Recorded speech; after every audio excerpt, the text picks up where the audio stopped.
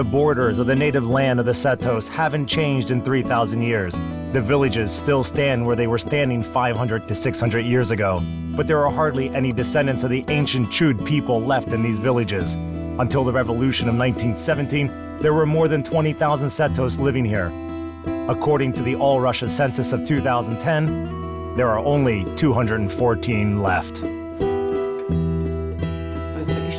It's like the disappearance of a song. It's exactly like that in our Pechora region. There are very few Setos left, and there is nobody to inherit our traditions. There are more of them in Estonia, and the young people there do display some interest. The village where Heliu Zapatalo lives is one of the last Setos villages in the Skolv region. The majority of the Setos now live in the neighboring Estonia, including Heliu's sister, Yi Sarv, who moved to Estonia, where the Setos are recognized as a separate ethnic group. The Seto culture is unique. We are neither Estonian nor Russian, even though we are Orthodox. We are Seto. People with our own tragic history. That's probably what makes our culture exceptional, that we seem to have two homes and our land is divided in two parts.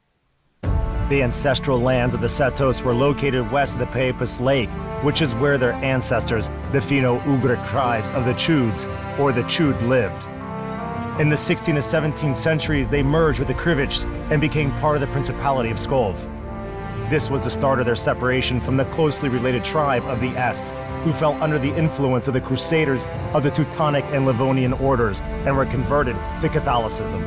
The lands of the Skolv Chuds were joined together with the monastic lands of the Skolv Pechori Monastery and were under its auspices until 1920, when the monastery and the city of Pechori were passed to the Republic of Estonia.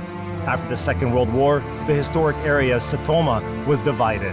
The modern area of the Pechorsky district, the Skolv region, was returned to Russia, and the Voru and Polva districts stayed within the borders of Estonia. The boundaries between Estonia and Russia were drawn not only across the land, but also across the families who used to live in one big country. During the tectonic shifts in history, nobody heard the voices of the small ethnicity or saw its tragedy.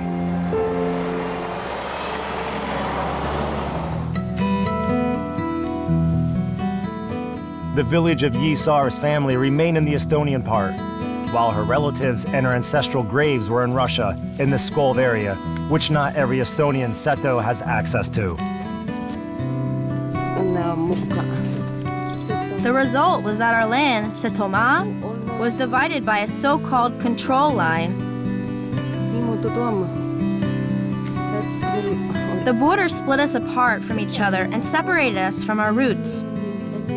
Metaphorically speaking, apples that used to fall close to the tree were now isolated from it without the possibility of going back to their native land, where our entire family came from, where I grew up, and most likely would have stayed had I known that we would be divided this way.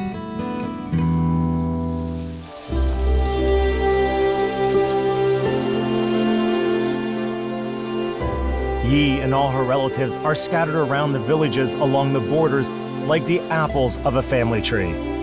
She never imagined that a border that was only imaginary half a century ago would someday become real.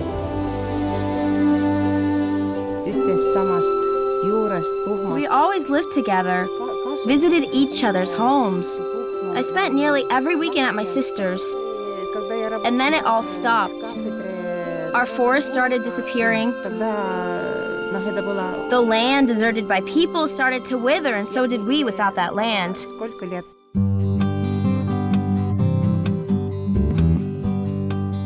In order to keep a connection with her native land, Yi Sarv goes to Russia every year for the Kirmash celebration. According to tradition, the whole family gets together to share a pie before the celebration. We would often bake an apple pie on the eve of Kirmash. It's the time of the savior of the apple feast. That's why we bake a pie with apples. The ritual has its peculiarity. For the family, we always mix the dough with our hands. For those that aren't family, we use a spoon. Family has always been the foundation of life for this small group of people, as well as village feasts like Kirmash, which is celebrated to mark the end of the Assumption fast. The Setos called this day the Day of the Mistress. This was a time of harvesting and cooking to honor the Virgin Mary and Peko, the god of hearth and home.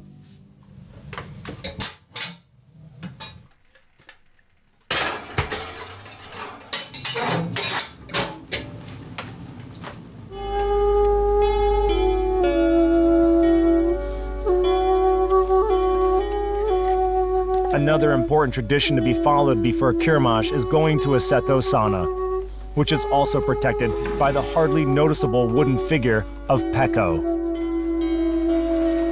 The person responsible for the kindling for the sauna is Heinar, Yi's brother.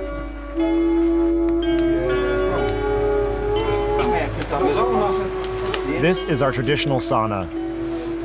It takes at least 5 to 7 hours to prepare it.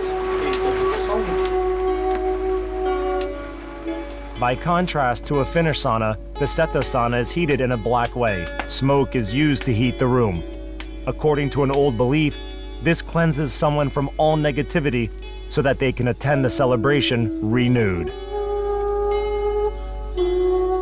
Not everyone can endure a Setto sauna. One needs to get used to it.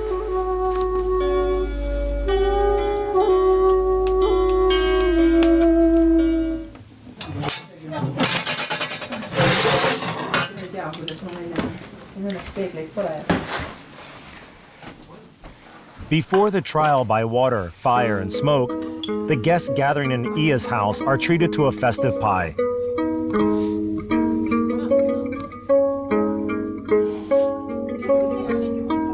Most of them live in the city, so for them this is the only opportunity to connect with the history and traditions of their people.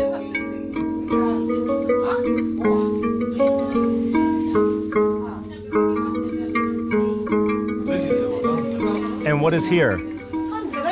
This is Heinar's workshop. He makes canales here. Do you know what that is? What is that? Do you know the name of our traditional musical instrument? Leto. But she is wrong.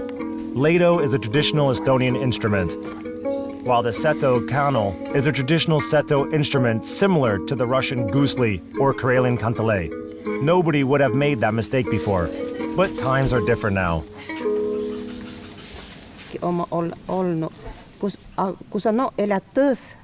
Unfortunately, modern young people don't know their culture well because they no longer live in a village. They are no longer connected to the land. This issue is not only a problem in Russia, but Estonia too. People have holiday homes and villages these days, but that's completely different. People are no longer connected to the land of setomaa. A humble mistress of the village was once the head of the Seto community and the mother of the song. In olden days, this was the title awarded to the best singers of traditional chorus songs, Lelo, which were recognized in the UNESCO representative list of the intangible cultural heritage of humanity in 2009.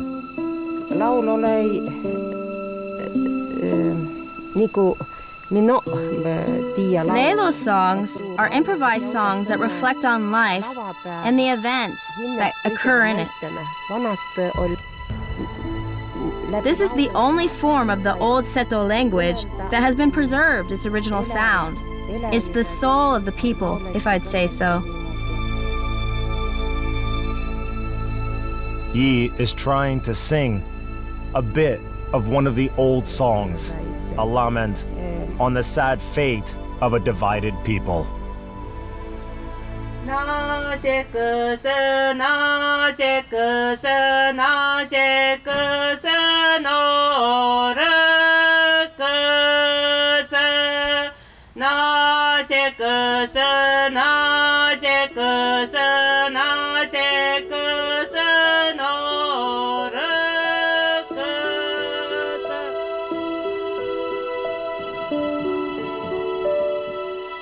This song was once sung by Yi's grandmother, whose generation did not have the division into Russian and Estonian Seto.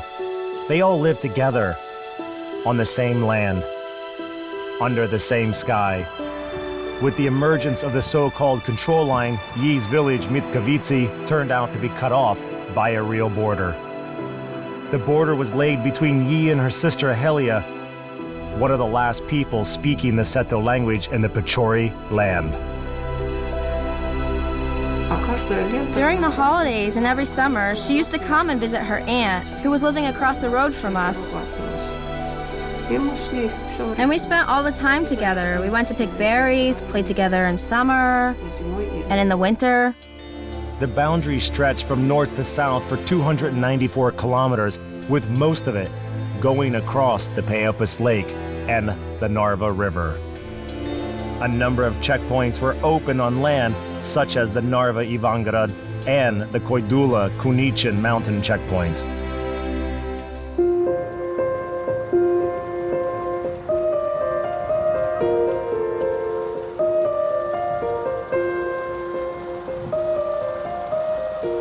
This border checkpoint has been a special place for Yi Sar for the last 20 years.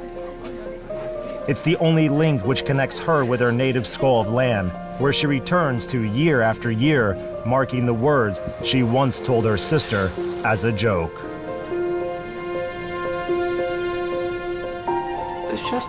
We don't meet as often now. We always get together on special occasions.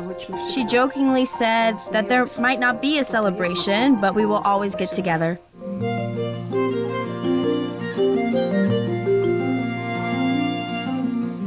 Kirmash is celebrated in the Pskov region for a reason. Since ancient times, Kirmash was held to coincide with the harvest, of which the patron god was Peko.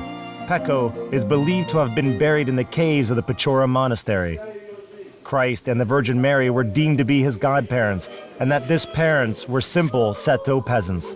In this peculiar way, the history of christening from the ancestors in the skull of Pechori Monastery, the main shrine of the Seto, found its way into the beliefs of the people.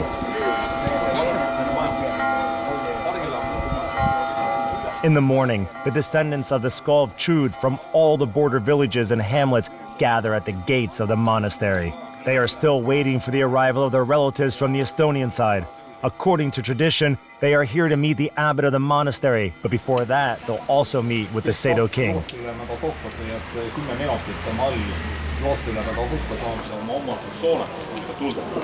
The Setto King is elected by the people, who have to serve and be faithful to him. The same way that the first representative of God on earth served the Seto people.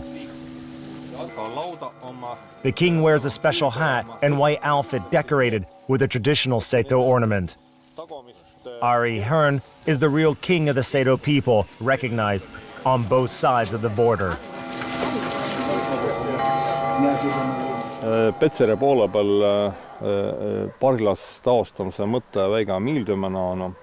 The Pechora Seto like our idea very much, but they prefer to refer to the king of Setomaa as the representative of Peko, who is believed to be buried here in the caves of the Pechori monastery. Although it has happened that the old ladies in Pechori have mistaken the king for the priest, despite the fact that he wears white garments instead of the black that the Orthodox priests wear. Peko was baptized here, and he baptized all the Seto people here, and something in the image of the king must remind them of Peko.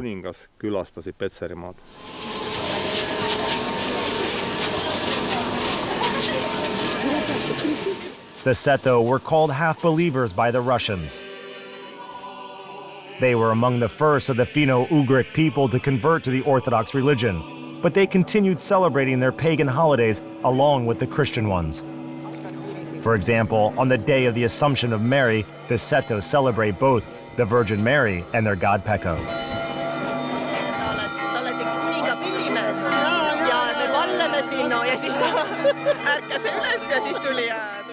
Until now, communication is the main stumbling block between the ethnic groups on this land, both in the Pskov region and in the closely related Estonia, where the Seto language is considered to be a dialect of Estonian.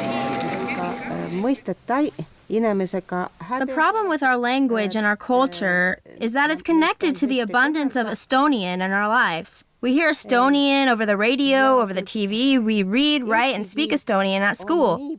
Despite the fact that it's a related language, there are quite a few differences, and it's important to retain those. Otherwise, the future generations will not be able to understand our songs, the faith of our ancestors.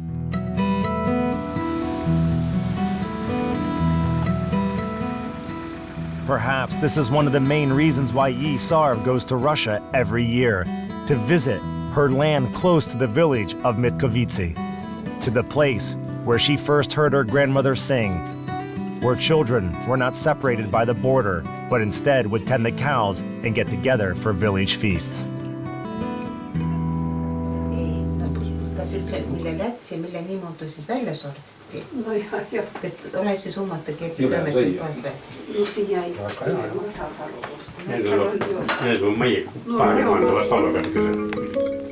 There's hardly anyone living there now, apart from her sister who Yi meets to celebrate Kirmash together. When are you coming for the celebration? I don't know. It depends on the weather and on how I'm feeling. It's as important for Yi to visit her native grounds as it is for Heliu to hear and speak her language, which is only spoken in Russia by some 100 people. Here, children born from mixed marriages speak Russian even at home. Usually they don't even know Seto language. There are very few people who can speak it nowadays, so it becomes more and more difficult to preserve our songs.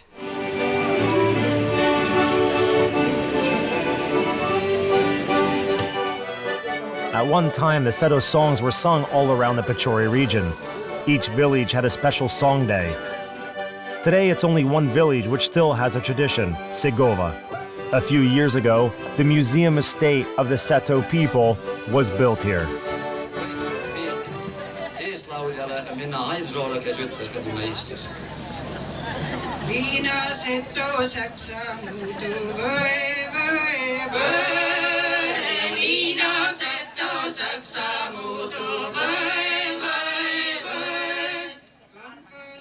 It is a special place for our heroines. People meet old friends here, share good and bad news, and sing songs known to them from their childhood spent in the Skov land of Setomaa.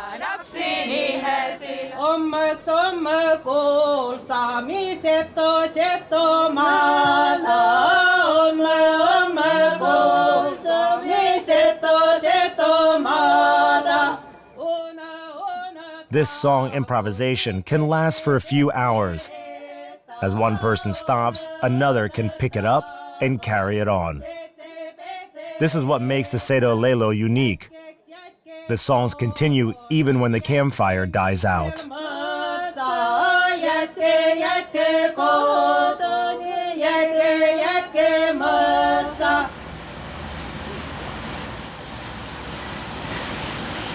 A song shouldn't have boundaries by definition.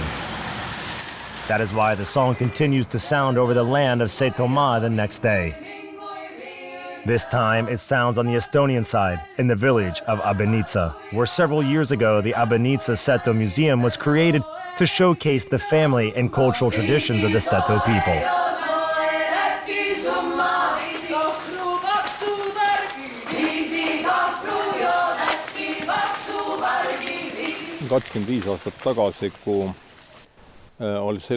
The idea of creating setomaa emerged around 25 years ago, when the Seto were divided by a border. To stop the increasing separation, we decided to restore the tradition of meetings based on the epos of Pekka. In this epos, the representative of God before his death appoints as representative the king of Seto, who has to hold celebrations and gather all the Seto together by the fire. This is where our family gatherings originate from.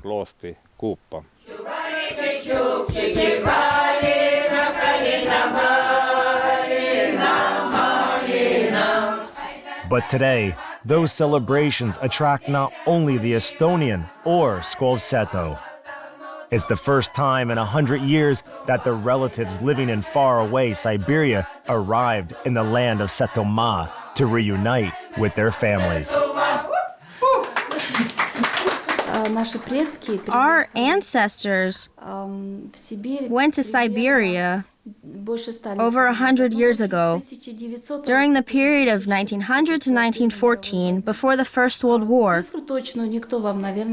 No one will tell you for sure how many of us moved there, but according to the ethnographic data, there were about 3,000 people. They went there after they'd been deprived from their land as a result of Stolypin's reform. Then people were moved to Siberia in big numbers. Primarily, it affected the language and the appearance of the Siberians. And Yi Sarv, who came to visit this gathering, couldn't help but to notice it.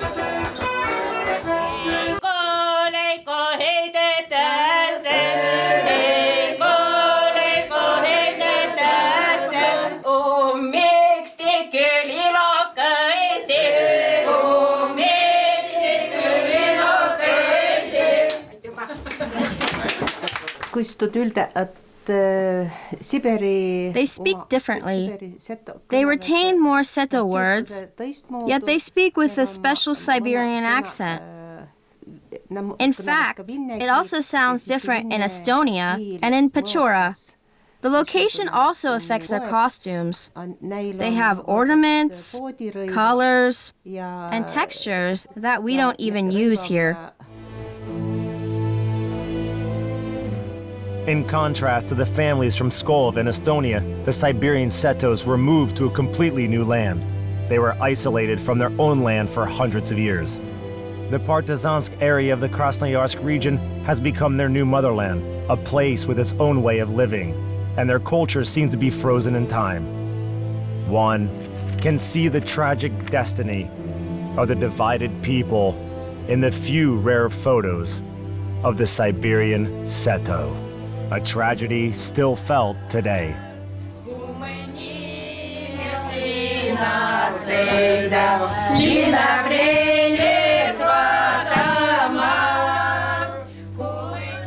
Without a chance to retain their unity within the state borders, this small group of Finno-Ugric people is trying to maintain themselves in the borders of setomaa, or the country of Seto.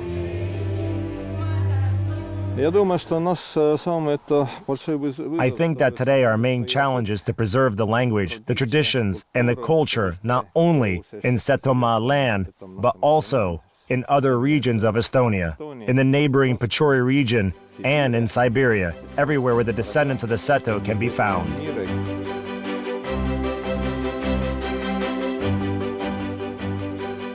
This imaginary kingdom with its Setto King moves all around the Seto land, where the descendants of the ancient Chud are not united by a political will, but by a common language, traditions, and songs. The songs of a small group of people who managed to preserve themselves in the center of Europe during times of change.